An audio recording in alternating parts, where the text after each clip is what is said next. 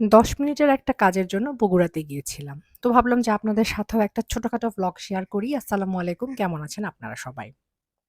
যেহেতু মিহিকে ওর নানানির কাছে রেখে আমি বগুড়াতে গেছি, তাই আমি খুবই তাড়াতাড়ি কাজ করে আবার ব্যাক করার চেষ্টা করেছি এবং সেটাই করেছি। বগুড়া শহর আসলে আমি তেমন ভালোভাবে চিনি না, জানিও না। খুব একটা যাওয়া হয়নি। ২-৩ বার হয়তোবা গেছি অনেক আগে।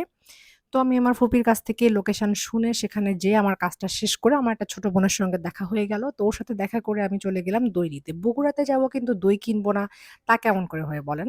চাইছিলাম যে একটু আকবরিয়া থেকে দই কিনতে, কিন্তু কোনো কারণে ওইদিন আকবরিয়ার প্রত্যেকটা শাখায় আসলে বন্ধ ছিল। যার কারণে আমি আকবরিয়া থেকে দই কিনতে পারলাম না। চলে গেলাম ফুড ভিলেজে। তো ওখানকার দইও মোটামুটি ভালো, খুব একটা নামডাক আছে।